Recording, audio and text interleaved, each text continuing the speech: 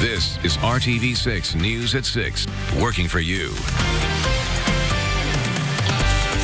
Thanks for joining us here at 6 o'clock. I'm Nicole Griffin. Many of us will be getting into the giving mood soon with the holidays right around the corner, but that means some crooks will be getting into the spirit of taking your packages. It happened already to a man on the northwest side who was talking to only RTV6 reporter Graham Hunter. Graham is finding out what you can do to protect your packages. Well, we're getting ready to have a lot of these left on porches around the city, but how do you keep people from coming up and running off with your stuff? Well, a lot of people like to put up cameras to try and keep thieves away, but a lot of times it just ends up catching them in action. That's what happened right outside Ryan Hour's house. His doorbell camera alerted him of a delivery for a package he was waiting on. And a little later that day, it alerted him again that someone was at his door, and this is what it caught. Someone walking right up to his front porch, waiting, and then taking off with his package. It made me upset. I was frustrated that somebody just decided they could just walk up on somebody's front porch and take someone else's things. Not very cool. Coming up tonight at 11, we'll have more tips on what you can do to keep your packages safe this holiday season. Working for you from the northwest side, Graham Hunter, RTV6. All right, Graham, thank you. Disappointment in Colts Nation tonight. Our three-game winning streak ended today with a 26-24 loss to the Pittsburgh Steelers. Adam Vinatieri missed a field goal with 1 minute and 11 seconds left in the game that would have given the Colts the lead. Vinatieri, whose 55-yard kick last week against Denver gave the Colts their third straight victory, pulled his attempt left of the uprights as the Colts fell out of first place in the AFC South. Indianapolis also lost quarterback Jacoby Brissett to a knee injury in the first half. The Colts welcome the Miami Dolphins to Lucas Oil Stadium next Sunday.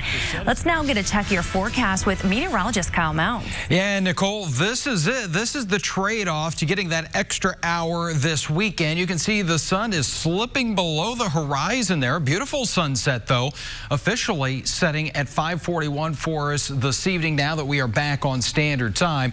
A cool 48 degrees out there right now with that south breeze at 10 miles per hour. So adding a little bit extra chill to the air, especially now that that sun is setting. Temperatures upper 40s to lower 50s. Bedford at 53, right at 50 degrees in Terre Haute. May have noticed those clouds streaming back in this afternoon and this evening, and we're going to keep things dry. But as we look back to the north and west, you can see some very light returns of some light rain showers here around portions of Iowa into Illinois. Don't think we're going to be seeing that because our air is still fairly dry. If you're heading out there this evening, just going to need that jacket. With the clouds around, we'll have those temperatures holding pretty steady in the middle 40s. We'll talk about a seasonably cool start to the work and school week coming up. Also, yeah, some rain and snow chances are back in the 7-day planning forecast, and when some colder air is going to send those highs into the 30s. Kyle, thank you. A suspect is in critical condition after being shot by a Metro police officer. The officer was actually working an off-duty job in the 3800 block of Georgetown when the shooting happened just after 3 o'clock this morning. The officer heard shots being fired and it found a gunshot victim lying in a nearby parking lot. The officer says he then saw a possible suspect running from the scene, and then he fired when the suspect refused to stop. The suspect was taken to the hospital in critical condition. The officer is now on administrative leave as part of a normal procedure. Tonight, detectives with the Whitestown Police Department are trying to figure out what led up to the death of a woman on I-65 this morning. Officers were called just before 4 a.m. to a disabled vehicle against the guardrail near the 131-mile marker. Police say they discovered 29-year-old Sierra Reed of Illinois unresponsive. She was suffering from gunshot wounds inside a white Mercedes-Benz SUV and later died from her injuries. The Boone County Homicide Task Force is helping Whitestown with the investigation. If you have any information, call 317-732-4305. Tonight, three southbound lanes of I-69 near 106th Street and Fishers are still closed as police investigate a fatal crash. Fishers police say one person is dead and 2 construction workers are seriously injured after a van hit a construction truck. The driver of the van died. The construction crews were picking up barrels when the crash happened around 2:15. The name of the person who died has not yet been released. All throughout the month of November, the Plainfield Police Department is raising money and awareness in support of a 12-year-old Plainfield student who is battling non-Hodgkin's lymphoma. Since orange is the color of Leukemia Awareness Ribbon, they are selling these orange Jack Moonstrong window clings that mimic the Plainfield Police Department's shoulder patch. Jack Moon is currently battling advanced type B non-Hodgkin's lymphoma. He was just diagnosed in August. The window clings are $5 each and can be purchased from 8:30 a.m. to 5 p.m. at the Plainfield Police Department headquarters on West Main Street. All the money raised through this fundraiser and money officers raised during No Shave November will go to help with Jack's treatment. We talked to Jack's dad about the community support they are receiving during this difficult time. We belong to a wonderful community here in Plainfield that has really reached out and given to us. We have a lot of family and friends that live in our community. Obviously, the Plainfield Police Department. We have a lot of folks who have really reached out and lended their support. So I would say that at any given point in time, we never felt isolated. And I think that just says a lot about the community that we live in. If a 12-year-old can go through this kind of battle, the things that our officers are faced with, sometimes kind of pale in comparison to that. So it gives us a little bit of inspiration there as well. Jack's father says his son has already been through 5 treatment plans and has 2 left of what they call the maintenance rounds. He has made it through the difficult beginning stages of all of his chemotherapy, and they are celebrating the fact that they are in those maintenance rounds, but says Jack has a long way to go.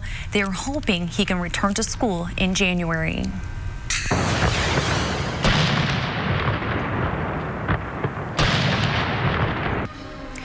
Those were the sights and sounds downtown this morning at the Indiana War Memorial for the Indiana National Guard Adjutant General Assumption of Command. A large crowd gathered for the special ceremony welcoming Brigadier General Ardale Lyles as the 59th Adjutant General of the state of Indiana. A National Guard member we spoke with says it's important to have a ceremony like this when there is a change in command, since the Adjutant General provides the vision and strategic input on how they move forward as an organization. It's important to acknowledge anytime that a new leader comes into the organization, 12,500 strong. It's just important to acknowledge that so that way everyone has can see the man and know what he's all about as we move forward. The National Guard has 2 missions: defend the homeland and a federal mission to protect the peace abroad. The lieutenant we spoke with says having today's ceremony at the Indiana War Memorial was special for everyone involved. Today is College Goals Sunday, a day focused on getting high school seniors important financial help for college. Financial experts were at 37 different sites across the state, helping local families fill out the FAFSA form. This is video from George Washington High School. The FAFSA allows students to be eligible for financial aid, but organizers of College Goals Sunday say it's often thought of as difficult by many families that could lose thousands of dollars if it's not complete by the deadline. They may be the first in their family to go to college. This may be their first exposure to applying for things to do with college. And so an application that asks so many personal questions and financial questions can seem overwhelming. I love helping families.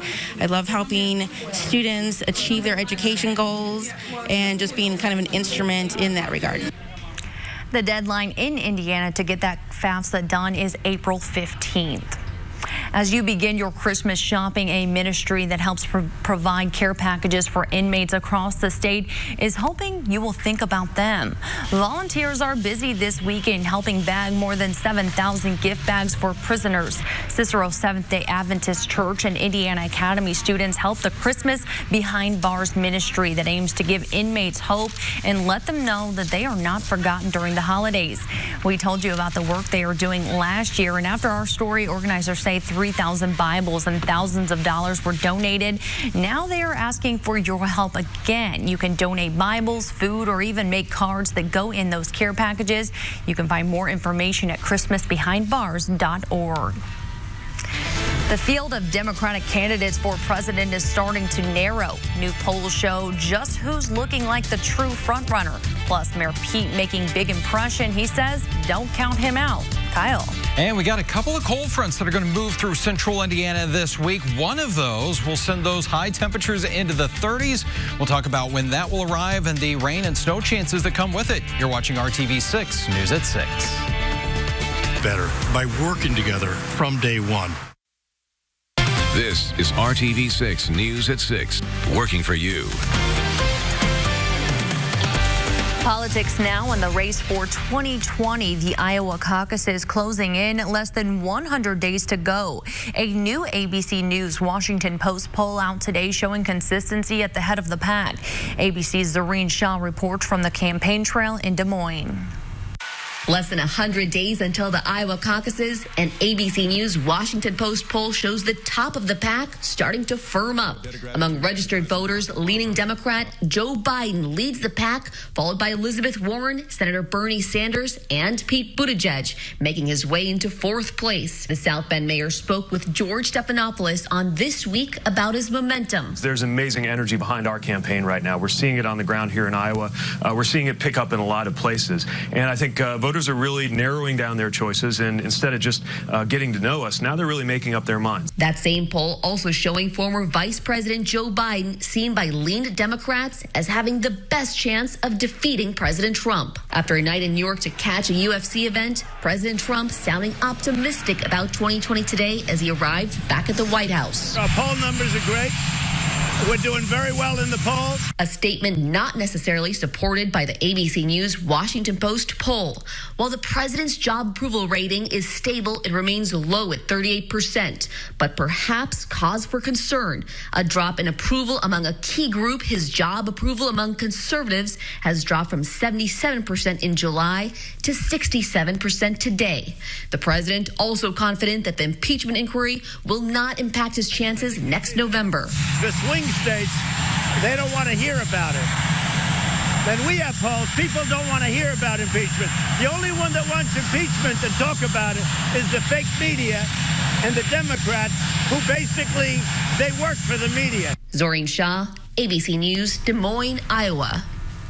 The 2019 municipal election is just 2 days away on November 5th. Early voting ended today at the 4 Marion County satellite centers, but you can still cast an early vote at the county clerk's office until noon tomorrow. Again, this is a municipal election, meaning you'll be casting votes in mayor and council races and some school referendums. Now to your Storm Team 6 forecast. We got that extra hour of sleep, but as you were saying, it's already almost dark outside now. Yeah, took an informal poll on Facebook just a short time ago, and people are not real happy about the sun setting before 6 o'clock now in the evening. I think we're right there with you, but the extra hour of sleep was certainly nice. Yeah, all right, well, let's take you back outside and show you that departing sunshine, and you'll also notice the clouds are streaming back in there for us, and those clouds are going to win out here tonight and into the day tomorrow. That's going to help to hold those temperatures fairly steady. Right now at 50 degrees in Muncie, 49 in Bloomington, and 48 in downtown. There's that breeze out of the south. It will stay with us through the overnight here, so instead of slipping back into the 20s like we started off this morning, it'll be the upper 30s to around 40 degrees, and where those clouds will be a little bit thicker, just a touch warmer around Lafayette and Kokomo at 40 degrees, 37 in Columbus and 39 in Greenwood. Here's a look at TrueCast. You can see the cloud cover. We're not going to have to deal with any rain tomorrow, and as we go through the day, just more clouds than sunshine out there. As we go into the evening hours, you see TrueCast is trying to paint on a couple of very isolated showers here. Rain chances 10% or less as a cold front slips through the area, so I'm really not expecting that we're going to need the umbrella or the rain gear tomorrow as we have that front moving on through. Temperature-wise, yeah, it's going to be making its way back into the middle 50s for that afternoon high, so seasonably cool. Average high is in the upper 50s, but there's that breeze because of the front in the area. It will be out of the southwest, though, around 15 to 20 miles per hour. Could occasionally have some higher gusts than that. 58 for you in Columbus, 54 in Lafayette, as well as Muncie to start off the work and school week. As we go into Tuesday, the front will be behind us, so that means we're going to be watching those winds switch out of the northwesterly direction, make it a little bit cooler here, even though we'll see some more sunshine on Tuesday. Highs will only get to around 50 degrees. Then things start to get a little more interesting as we get to about Thursday. This is TrueCast. 5 a.m. on Thursday morning, you see all the green representing the rain there, and then The colder air catching up with it, possibly a wintry mix here as we go through our Thursday with some rain and snow showers. That's one of the models. Here's the other model. You see, not a whole lot going on. It's keeping most of the rain off to our south. Right now, I'm leaning a little closer to that first model, but we'll keep you updated. For now, we'll call about a 40% chance for some rain and snow showers on Thursday. Before that, highs are in the 50s. After that, we're only at 36 degrees on Friday afternoon. And you can see a couple of mornings there in the lower 20s. We'll start to dig out of the cold by the end of next weekend, 50 degrees on Sunday. 2 Thursdays in a row. So last Thursday wasn't nice. It's kind of lined up, yeah, well, for trick-or-treating for sure, yeah, the kids. But this Thursday could be a little bit messy. We'll keep an eye on it. Okay, sounds good. Thank you, Kyle. Coming up, new technology aims to rework how we deal with our feelings, but it's not an answer to everything. The warning you need to hear before downloading a mental health app. Halloween is all about being shocked and scared, but did one elementary school student's costume go a little too far in portraying a real-life monster from history? The beat goes on. Where to next? The principal and a teacher at an elementary school in Utah are on paid administrative leave after a student wore a Hitler costume to a Halloween parade at school. Someone posted the photo online from the parade showing a child wearing a red swastika on his arm and an apparent Nazi uniform. The image spread quickly on social media, alarming parents in the district and beyond. This is something that offended a number of people, frightened people, traumatized people to see it. The school district apologized for what happened, saying they do not tolerate speech, images, or conduct that portray or promote hate in any form. The Federal Aviation Administration is set to clear pilots with insulin-treated diabetes to fly commercial airlines. That's according to a U.S. Department of Transportation official who said the new protocol could be announced as early as next week. It will let pilots with insulin-treated diabetes apply for a first or second class medical certificate, which is required to fly commercially. Pilots with insulin-treated diabetes have been allowed to act as a pilot in command of an airplane in the U.S. since 1996, but only on private flights. 1 in 25 people experience mental illness every day, according to the National Alliance of Mental Illness. Some of those people are turning to their cell phone to help ease mental challenges. But one doctor has a warning if you want to download a mental health app. Annie Taylor has what to look for before downloading. It got to the point where I didn't sleep for about 2 weeks. And I just couldn't function anymore. Many people who suffer from anxiety or depression turn to a doctor for help. When someone comes to a psychologist or a therapist, I very clearly tell people, I don't fix you at all.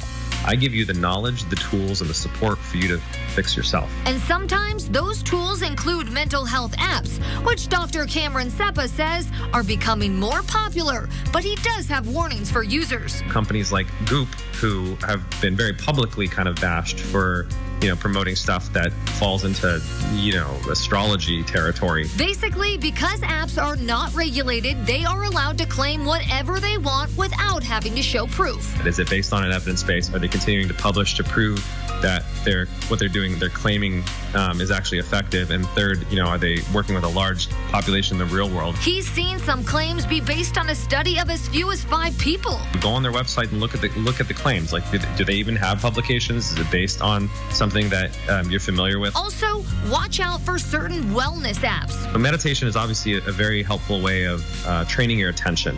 And that can obviously have beneficial effects if you're dealing with, like I said, mild to moderate anxiety, maybe even depression. But it's not a replacement for holistic treatment. There are even apps that allow you to call and text licensed therapists. But Seppa says for those, seek medical professionals to give it a thumbs up. To know us, get to love us, get obsessed.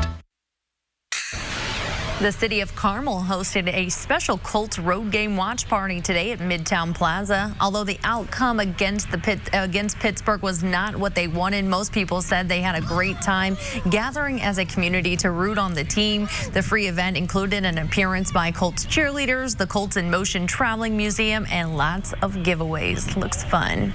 It's back. Someone who stole a boulder from Prescott National Forest 2 weeks ago has now returned it.